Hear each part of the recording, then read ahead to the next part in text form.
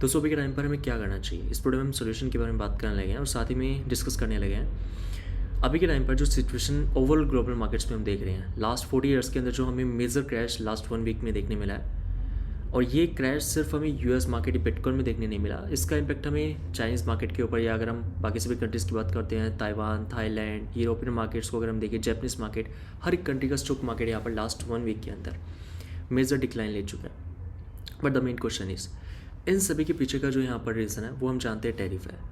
लेकिन यहाँ पर इस बात को भी समझना ज़रूरी है कि ये सब कुछ हो क्यों रहा है। यहाँ पर ट्रंप एंड जेरोम पावल के बीच में जो हमें कॉन्फ्लिक्ट देखने मिल रहा है, जहाँ पर ट्रंप की तरफ से हमें बैक टू बैक स्टेटमेंट देखने मिल रही है ट्रूथ सोशल के ऊपर कि यूएस के अंदर फेड को जल्दी से जल्दी रेट को कट करना होगा। अब यहाँ पर इसके अगेंस्ट के अंदर हमें जेरोम पावल की तरफ से स्टेटमेंट देखने मिलते हैं कि अभी हमें रेट कट करने के लिए जल्दी नहीं करनी, अदरवाइज यूएस का फिर से इन्फ्लेशन राइज कर सकता है। एक आम आदमी जिसने मार्केट में इन्वेस्ट किया, चाहे वो क्रिप्टो हो या स्टॉक मार्केट हो, अभी के टाइम पर अगर हम स्टॉक मार्केट की बात करते हैं, फेब 2025 से अभी के टाइम पर यूएस का स्टॉक मार्केट S&P 500 7% डिक्लाइन कर चुका है। अगर हम स्पेसिफिकली स्टॉक्स की बात करते हैं, अगर हम टॉप 5 टॉप 7 स्टॉक्स को देखें, जहां पर टेस्ला, जिसके स्टॉक में हमें 40% का डिक्लाइन देखने मिला है।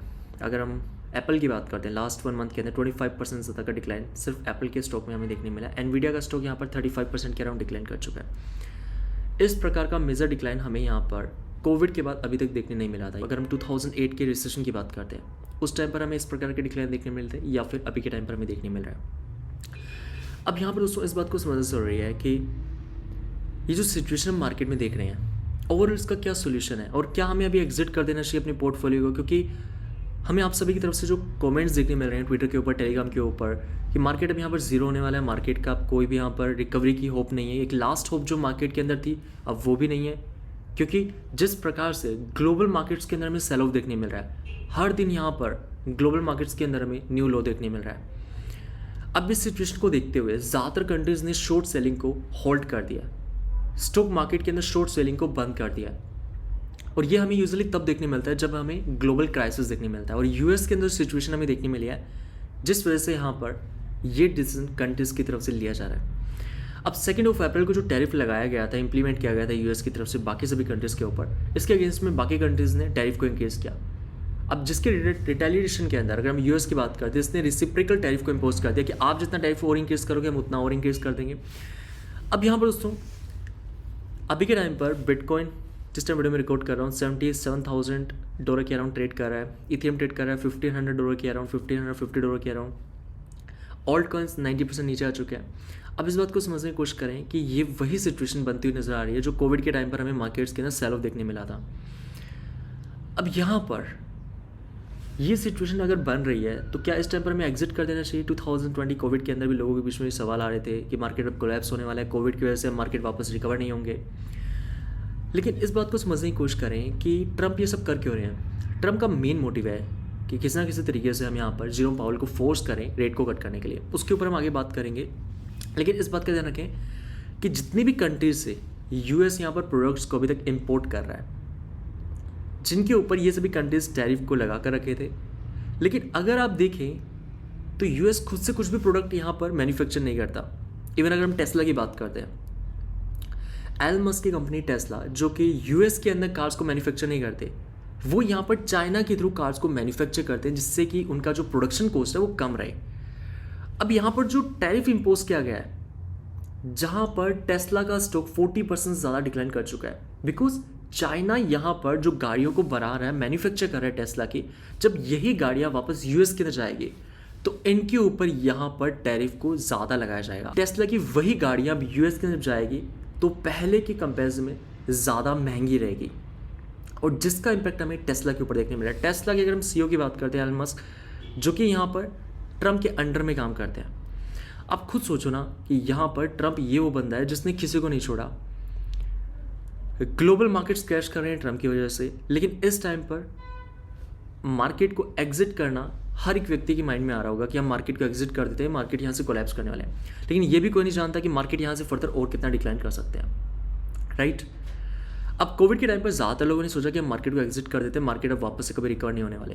लेकिन उस टाइम पर फिर फेड निकल कर आता है और फेड यहाँ पर डिसाइड करता है अपनी मॉनेटरी पॉलिसी को चेंज करने का। अब जब ये मॉनेटरी पॉलिसीज़ को चेंज करते हैं, उसके मार्केट के अंदर में रिकवरी देखने मिलती है। अब यहाँ पर दो ही सिचुएशन है जिसके ऊपर मार्केट यहाँ पर फिर से रिकवरी ले सकता है। फर्स्ट वन इज अगर हम फेड की बात करते हैं, फेड यहाँ पर जो कि 2% की अपनी इन्फ्लेशन की टारगेट को लेकर चल रहा है। अब यहाँ पर फेड इस सिचुएशन के अंदर जहाँ पर ग्लोबल मार्केट्स क्रैश कर रहे हैं, इस टाइम फ्रेम पर अपने डिसीजन को चेंज कर ले तो यहाँ पर मार्केट के अंदर हम रिकवरी देख सकते हैं। और जो दूसरी सिचुएशन है जहाँ पर ट्रम्प किसी प्रकार की अगर पॉजिटिव स्टेटमेंट लेकर आता है टैरिफ को लेकर, तो यहाँ पर मार्केट के अंदर हमें फिर से रिकवरी देखने मिल सकती है। अभी के टाइम पर काफ़ी ऐसे इन्वेस्टर्स जिनकी तरफ से हमें ट्विटर के ऊपर, टेलीग्राम के ऊपर कमेंट देखने मिल रहा है कि आपने क्या यहाँ पर चेंजेस किए हैं। हमने 2 अप्रैल को जिस टाइम पर ट्रम्प ने हर एक कंट्री के अगेंस्ट के ऊपर टैरिफ को इम्प्लीमेंट किया था, उस टाइम पर हमने ट्विटर के ऊपर पोस्ट शेयर किया था क्या हमारा गेम प्लान अब आगे रहने वाला है, किस तरीके से हम प्ले करने वाले हैं, जहाँ पर हमने स्पेसिफिकली ऑल्ट कॉइन्स को लेकर डिस्कस किया था। तो यहाँ पर कुछ इन्वेस्टर्स जिनके पास अभी के टाइम पर फंड है, तो इस बात का ध्यान रखें अभी के टाइम पर micro cap, low cap and यहाँ पर मिड कैप कॉइन्स को आपको अवॉइड करना है, इनमें इन्वेस्ट नहीं करना।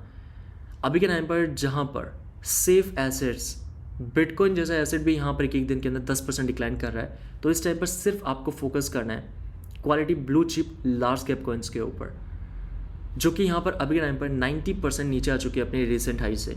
लास्ट 3 महीने के अंदर हर एक alt coin 80 to 90% on an average नीचे आ चुका है, बाकी जिस पर हम डिटेल में वीडियो भी करने वाले हैं। अब यहाँ पर अगर आपका पोर्टफोलियो भी टाइम पर 70% 80% नीचे आ चुका है, आपने जितना इन्वेस्टमेंट किया था आपका प्रिंसिपल अमाउंट 80% नीचे आ चुका है, आपका 1 लाख का अमाउंट 20,000 रुपीज़ अभी बचा है, तो इस बात को यहाँ पर अंडरस्टैंड करना कि वापस से हमें मार्केट रिकवरी के अंदर उतना पैसा हमारा इन्वेस्टमेंट वापस देगा।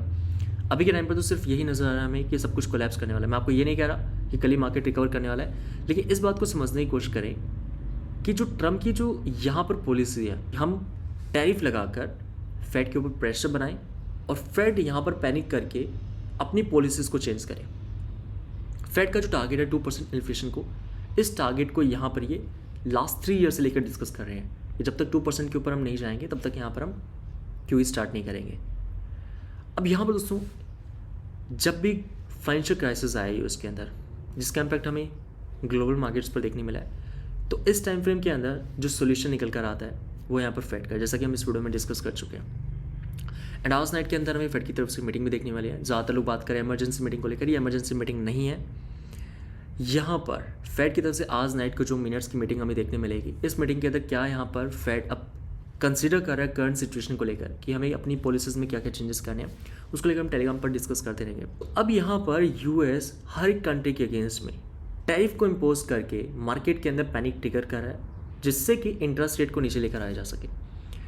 और इंटरेस्ट रेट अगर नीचे आते हैं तो यूएस का डोमेस्टिक प्रोडक्शन इंक्रीज होगा। ऐसा इसलिए क्योंकि कंपनीज यहाँ पर बैंक से लोन लेना प्रेफर करेगी, और बैंक अगर यहाँ पर कंपनीज को लोन देता है जिससे कि बिजनेसेस यहाँ पर खुद को ग्रो कर पाएंगे। और जब यहाँ पर बिजनेस बैंक से लोन लेते हैं तो यहाँ पर मार्केट के अंदर लोगों को जॉब्स दी जाती है, नई जॉब्स क्रिएट होती है, जिससे कि उस कंट्री के अंदर अनएम्प्लॉयमेंट रेट नीचे जाता है। अब यहाँ पर अगर ऐसे सिचुएशन के अंदर भी यूएस के अंदर हमें फेड की तरफ से रेट कट देखने नहीं मिलता है, तो ट्रम्प की जो स्ट्रेटजी है यहाँ पर टैरिफ इंपोज करने की, ये यूएस इकोनॉमी पर कैसे इंपैक्ट कर सकते हैं, क्योंकि बाहर के जो प्रोडक्ट्स हैं वो तो अब यूएस के अंदर महंगे हो जाने वाले हैं।